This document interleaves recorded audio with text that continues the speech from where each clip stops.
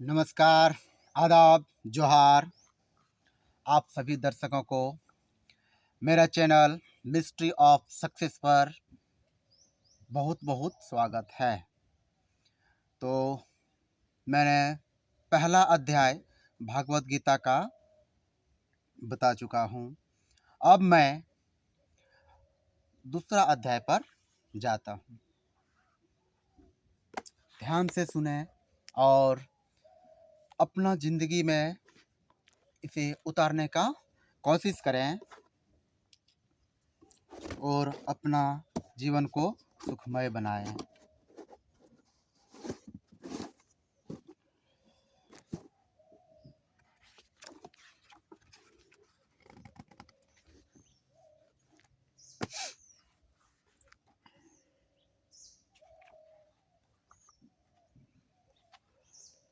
संजय बोले, करुणा व शोक से व्याकुल और सजल नेत्रों वाले अर्जुन से भगवान मधुसूदन ने इस प्रकार कहा। श्री भगवान बोले, हे अर्जुन, इस संकट काल में यह मोह तुम्हें कैसे उत्पन्न हो गया? यह आचरण आर्य पुरुषों को शोभा नहीं देता, क्योंकि इससे न स्वर्ग मिलने वाला है और न यश।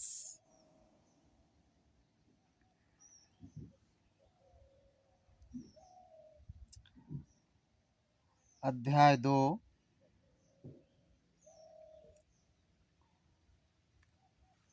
श्लोक 3 नंबर। हे पार्थ, कायर मत बनो, यह तुम्हारे लिए उचित नहीं है। हे परतप, हृदय की इस तुच्छ दुर्बलता को त्याग कर युद्ध के लिए खड़े हो जाओ। अर्जुन ने कहा, हे मधुसूदन, मैं युद्ध में भीष्म और द्रोण के विरुद्ध बाणों से कैसे लड़ूंगा? हे अरिसूदन, वे दोनों ही मेरे लिए पूजनीय है। कोई भी इंसान कैसे कर सकता है इसे? अपने से बड़ों का रिस्पेक्ट और अपने गुरु का आदर सत्कार हमेशा करते रहना चाहिए। अपने महानुभाव गुरुजनों को न मारकर मैं भिक्षा का अन्न खाना श्रेष्ठ समझता हूँ। देखिए क्या बोला गया।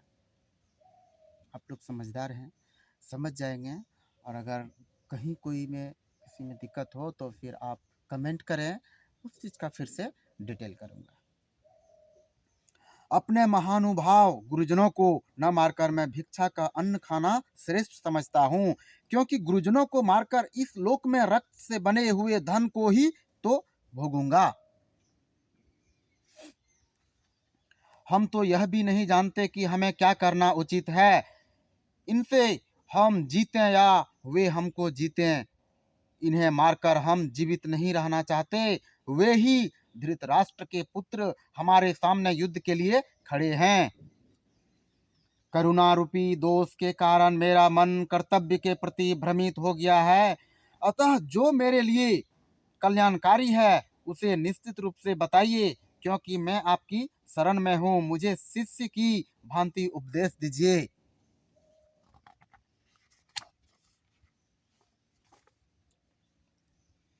यदि पृथ्वी पर धन धान्य से संपन्न और शत्रुहीन राज्य तथा देवताओं पर आधिपत्य मिल भी जाए तो मुझे ऐसा कोई उपाय नहीं दिखता जिससे इंद्रियों को सुखाने वाला शोक दूर हो जाए। संजय बोले, इस प्रकार यह कहकर अर्जुन ने भगवान श्री कृष्ण से यह कहा, हे गोविंद, मैं युद्ध नहीं करूंगा, और चुप हो गई। हे भरतवंशी धृतराष्ट्र, दोनों सेनाओं के बीच शोक में डूबे अर्जुन से श्री कृष्ण ने मुस्कुराते हुए यह वचन कहे। क्या वचन कहे? श्री भगवान बोले, तू उनके लिए शोक करता है जो शोक करने योग्य नहीं है और ज्ञानी जैसे वचन बोलता है, किंतु पंडित जन मरे हुए और जीवित दोनों के लिए शोक नहीं करते।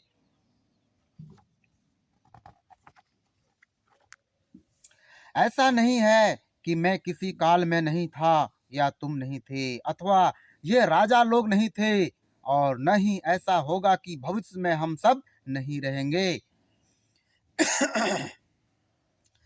जैसे जीवात्मा की यह देह बचपन, जवानी और बुढ़ापा को पार करती है, वैसे ही मृत्यु के बाद जीवात्मा अन्य शरीर को धारण करती है। धीर पुरुष इससे विचलित नहीं होते। हे कौन्तेय, सर्दी गर्मी और सुख दुख इंद्रिय और विषयों के संयोग द्वारा प्रारंभ और अंत होते हैं, वे अनित्य हैं। अतः हे भारत, उनको तुम सहन करो। हे पुरुष सर्व, जो पुरुष दुख और सुख को समान समझकर उससे विचलित नहीं होता, वह मोक्ष के योग्य होता है। देखिए, जो पुरुष सुख और दुख दोनों से विचलित नहीं होता है, वही सफल होता है, वही मोक्ष को प्राप्त करता है, मोक्ष को प्राप्त करने योग्य होता है। इसलिए जीवन में सुख और दुख कभी भी घबराना नहीं चाहिए इन दोनों से, क्योंकि ये एक सिक्के की दो पहलू हैं, जिसे डट कर सामना करना चाहिए। चाहे ईश्वर आपको सुख दे या दुख दे, वो ईश्वर का दिया हुआ है, वो उसे निपटाएंगे। आप सिर्फ अपना कर्म कीजिए, अपना कर्म पर भरोसा रखिए, बाकी कुछ नहीं, सब कुछ सही हो जाएगा। असत्य का कोई अस्तित्व नहीं है और सत्य का अभाव भी नहीं है। इन दोनों की वास्तविकता तत्वदर्शी ज्ञानी द्वारा देखी गई है। ये भागवत गीता का एक एक लाइन हमारे जीवन में खुशियां या फिर बोले सफलता का चाबी लेकर के आएगा। इसलिए इसे ध्यान से सुने और इसे अमल करें।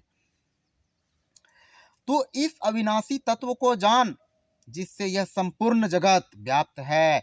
इस अविनाशी का कोई विनाश भी नहीं कर सकता।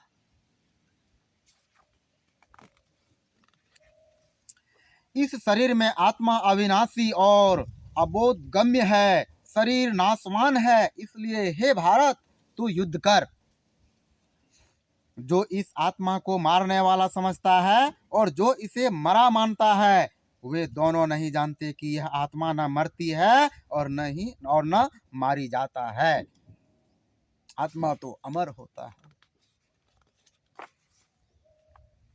आत्मा ना तो कभी जन्म लेती है और न कभी मरती है, न ही यह उत्पन्न होकर पुनः न होने वाली है। यह अजन्मा, नित्य, शाश्वत और पुरातन है। शरीर के मर जाने पर भी यह नहीं मरती।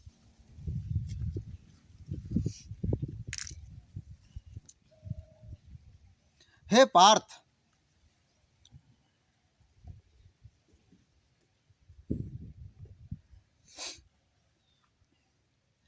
हे पार्थ, जो पुरुष आत्मा को अविनाशी, अजन्मा और अव्यय स्वरूप जानता है, वह कैसे किसी को मार सकता है और कैसे किसी को मरवाएगा।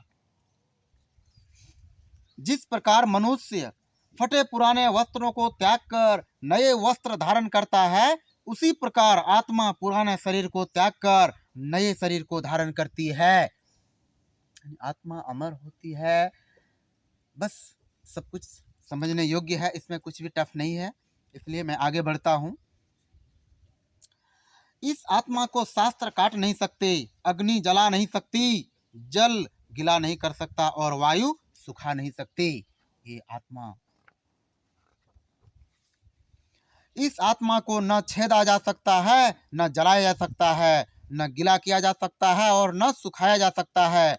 यह नित्य, सर्वव्यापी, अविकारी, अचल और स्थिर स्वभाव वाली सनातन है। इस आत्मा को अव्यक्त, अचिंत्य और अविकारी कहा गया है। इसलिए इसे ऐसा जानकर तुझे शोक नहीं करना चाहिए। हे महाबाहो, यदि तुम इस आत्मा को नित्य जन्म लेने वाला और मरने वाला मानता है, तो भी इसके लिए तुम्हें शोक नहीं करना चाहिए। जन्म लेने वाले की मृत्यु निश्चित है और मरने वाले का जन्म निश्चित है। इसलिए जो अटल है उसके विषय में तुम्हें शोक नहीं करना चाहिए। जब जन्म लिए हैं तो एक दिन मरना है, यही सत्य है। हे भारत, जन्म से पहले सभी प्राणी अव्यक्त थे और मरने के बाद भी अव्यक्त हो जाते हैं, केवल मध्य में प्रकट दिखते हैं। अतः इसमें शोक ही क्या करना।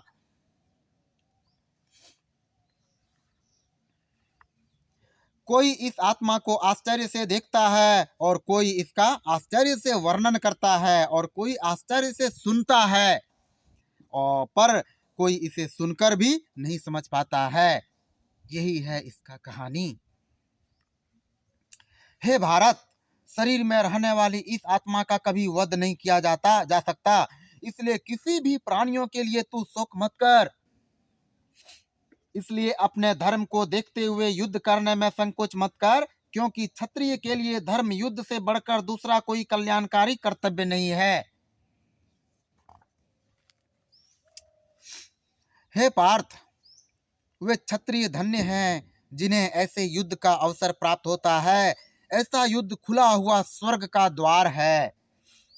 यदि तू इस धर्म युद्ध को स्वीकार नहीं करता है तो अपने धर्म और यश को खोकर पाप का भागी बनेगा। सब लोग हमेशा तेरी अपयश को कहते रहेंगे। एक सम्मानित पुरुष के लिए अपयश मृत्यु से भी बढ़कर है। महारथी योद्धा तुझे भय के कारण रण छोड़ भाग कहेंगे। जो लोग तेरा आदर करते थे वे ही तुझे तुच्छ समझेंगे। अगर आप पीछे मुड़ के चले जाते हैं तब।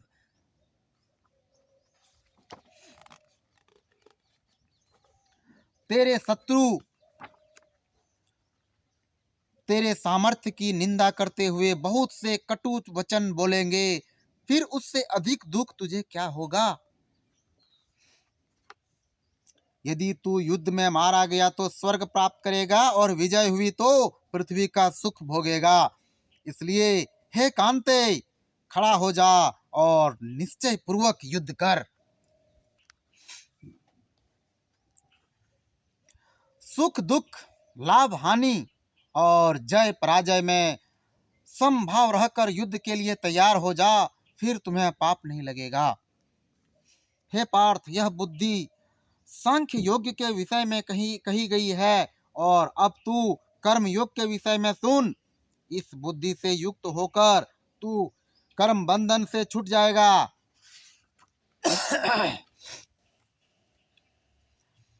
इस कर्म योग में किए गए प्रयास का नाश नहीं होता और न ही फल दोष होता है। इस धर्म का पालन करने से महाभय से रक्षा होती है। हे कुरुनंदन, इस कर्म योग में निश्चयात्मक बुद्धि एक ही होती है, किंतु अस्थिर चित्त वाले पुरुषों की बुद्धियां अनेक प्रकार की और अनंत होती है। हे पार्थ, अविवेकी पुरुष वेदों की पुष्प जैसी आकर्षक और दिखावटी वाणी बोलते हैं और कहते हैं कि स्वर्ग से बढ़कर और कुछ नहीं है। अविवेकी पुरुष जिसे बुद्धि की कमी होती है उसके बारे में कहा जा रहा है। वे कामनाओं में लिप्त होकर स्वर्ग को ही श्रेष्ठ भोग और ऐश्वर्य प्रदान करने वाली जन्म रूप कर्मफल को देने वाली अनेक क्रियाओं को बताते हैं। भोग और ऐश्वर्य में आसक्त लोग जिनके चित्त को आकर्षक व दिखावटी वाणी द्वारा हर लिया गया है, ऐसे लोगों की निश्चयात्मिकता बुद्धि परमात्मा में नहीं होती है। हे अर्जुन, तू वेद के तीनों गुणों से रहित और निर्द्वंद्व हो जा और नित्य सत्य तत्व में स्थिर होकर योगक्षेम को न चाहते हुए परमात्मा में स्थित हो जा। जैसे चारों ओर जल ही जल होने से किसी एक जलाशय का कोई महत्व नहीं होता, वैसे ही ब्रह्म को सम्यक प्रकार से जानने वाले ज्ञानी को वेदों की कोई आवश्यकता नहीं रहती है। तेरा अधिकार केवल कर्म करने में ही है, फल में कदापि नहीं। इसलिए तू कर्म फल का हेतु मत बन, कर्तव्य न करने में तेरी आसक्ति न हो। अपना कर्तव्य से कभी भी पीछे नहीं जाना चाहिए इंसान को। हे धनंजय, तू आसक्ति को त्याग कर सिद्धि असिद्धि में सम होकर योग में स्थित हुआ कर्म कर, संभाव ही योग कहलाता है। हे धनंजय, समबुद्धि योग की अपेक्षा सकाम कर्म निम्न स्तर का है, इसलिए तू समबुद्धि की शरण में हो जा, क्योंकि कर्म फल की इच्छा वाले अत्यंत दीन होते हैं। कर्म फल की जो इच्छा करते हैं वो सबसे बड़ा गरीब होता है। कर्म फल की इच्छा ना करें, अपना कर्म करें बस, उससे ज्यादा कुछ नहीं। कर्तव्य से बढ़ करके कुछ नहीं है। आपका उत्तरदायित्व, अपना जिम्मेवारी, उसको बखूबी आप निभाएं, बाकी सब कुछ सही हो जाएगा। चिंता करने की कोई जरूरत नहीं है। समबुद्धि युक्त मनुष्य इस जीवन में पुण्य और पाप दोनों को त्याग देता है, इसलिए तू योग मार्ग का अनुसरण कर, क्योंकि कर्मों में कुशलता ही योग है। समबुद्धि ज्ञानी जन कर्म फलों को त्याग कर जन्म मृत्यु के बंधन से मुक्त होकर परम पद मोक्ष को प्राप्त करते हैं।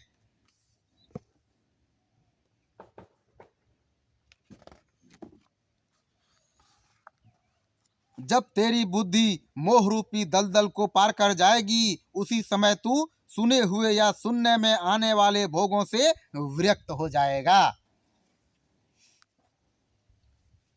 जब अनेक विषयों के सुनने से विचलित हुई तेरी बुद्धि परमात्मा स्वरूप में स्थिर हो जाएगी, तब तू योग को प्राप्त करेगा।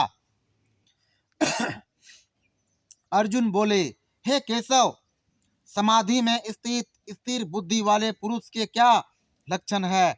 वह कैसे बोलता है, कैसे बैठता है और कैसे चलता है?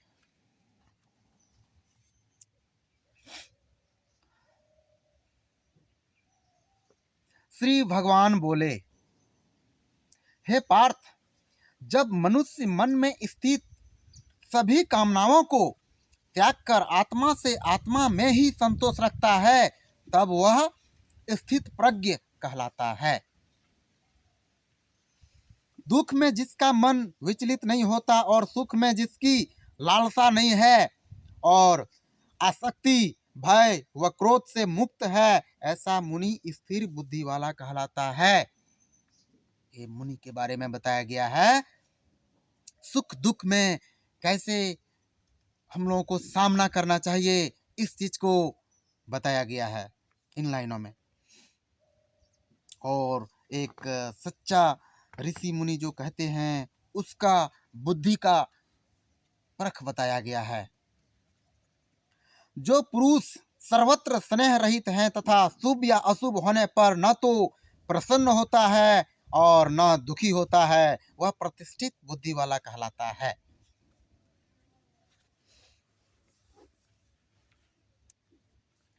जैसे कछुआ अपने अंगों को समेट लेता है, वैसे ही जब कर्मयोगी अपनी इंद्रियों को इंद्रिय विषयों से हटा लेता है, तब उसकी बुद्धि स्थिर होती है।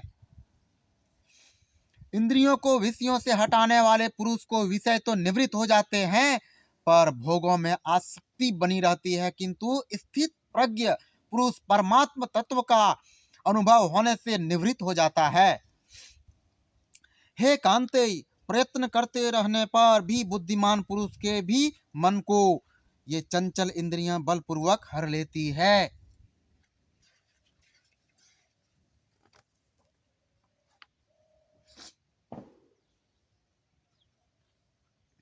इसलिए सभी इंद्रियों को वश में करके मुझसे युक्त और परायण हो जा, क्योंकि जिसकी इंद्रियां वश में होती है उसकी प्रज्ञा प्रतिष्ठित होती है। इस बात को ध्यान रखें। ज्ञान इंद्रियां, उसके विषय में बताया गया है। मैं चाहूंगा 2 लाइन अपनी तरफ से इस बीच में बोलने के लिए। तो ज्ञान इंद्रियों को वश में करना मनुष्य की सफलता का पहला सीढ़ी है।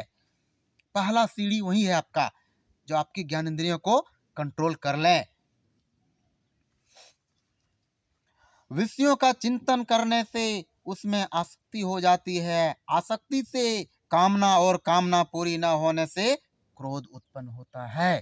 क्रोध कहाँ से होता है आदमी को? छोटी सी बात में कोई किसी का खून का प्यासा हो जाता है, वो कहाँ से उत्पन्न होता है? इस चीज के विषय में हम लोगों को सोचने की जरूरत है और जानने की जरूरत है, जो कि इस अध्याय में बताया गया है। क्रोध से मूढ़ता उत्पन्न होती है और मूढ़ता से स्मृति भ्रम हो जाती है। स्मृति भ्रम से बुद्धि का नाश होता है और बुद्धि के नाश होने से मनुष्य अपनी स्थिति से गिर जाता है।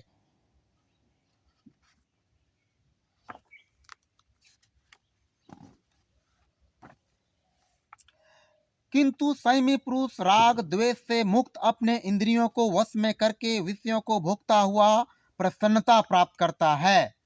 संयमी पुरुष राग द्वेष से मुक्त अपने इंद्रियों को वश में करके विषयों को भोगता हुआ प्रसन्नता प्राप्त करता है। वही प्रसन्न होगा और वही सुखी होगा। उससे बड़ा कोई प्रसन्नता नहीं हासिल कर सकता है और ना ही उससे ज्यादा कोई सुखी रह सकता है, चाहे धन दौलत आपके पास कितना आ जाए।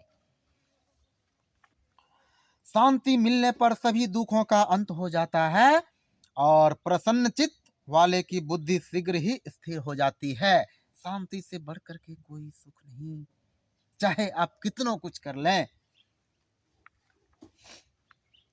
जो बुद्धि योग से युक्त नहीं है, उसकी इंद्रियां और मन वश में नहीं होते और न ही उसकी बुद्धि स्थिर होती है। बुद्धि स्थिर न होने से शांति नहीं मिलती। बिना शांति के सुख नहीं मिलता है। जो व्यक्ति सुख की तलाश कर रहे हैं, उन्हें यह अवश्य सुनना चाहिए और समझना चाहिए कि सुख कहाँ है, कहाँ ढूंढ रहे हैं आप सुख को।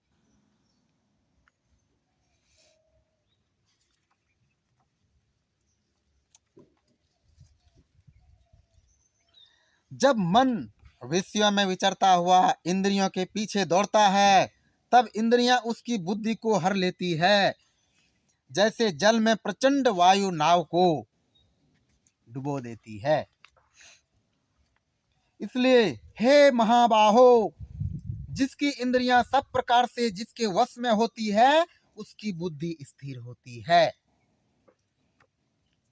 सभी प्राणियों के लिए जो रात्रि है, उसमें संयमी पुरुष जागता है और जब सब प्राणी जागते हैं, तब मुनि के लिए रात्रि है। इस चीज को गौर करें, यह बहुत ही महत्वपूर्ण लाइन है। क्या बताया गया है? अगर समझ में नहीं आया तो थोड़ा सा मैं इसका एक्सप्लेनेशन करना चाहूंगा, इसका वर्णन करना चाहूंगा। सभी प्राणियों के लिए जो रात्रि है, उसमें संयमी पुरुष जागता है। जो संयमी पुरुष होता है, जिसमें धैर्य होता है, वो जागता है। और जब सब प्राणी जागते हैं, तब मुनि के लिए रात्रि होता है। तो सच्चा मुनि वही होता है।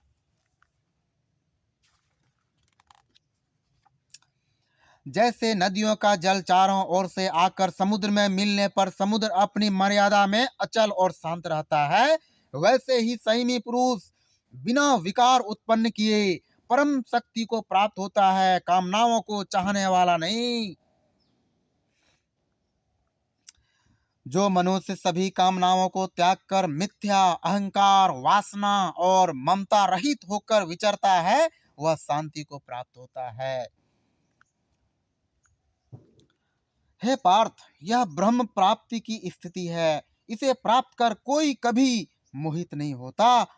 यदि अंतकाल में भी इसी स्थिति में स्थिर रहे तो ब्रह्म निर्वाण की प्राप्ति हो जाती है।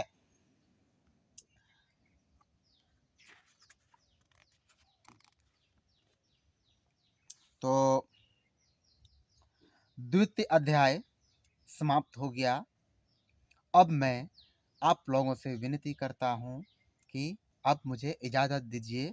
फिर मैं इसी तरह तीसरा अध्याय में नए ज्ञान के साथ मिलूंगा। धन्यवाद। आपका दिन शुभ हो।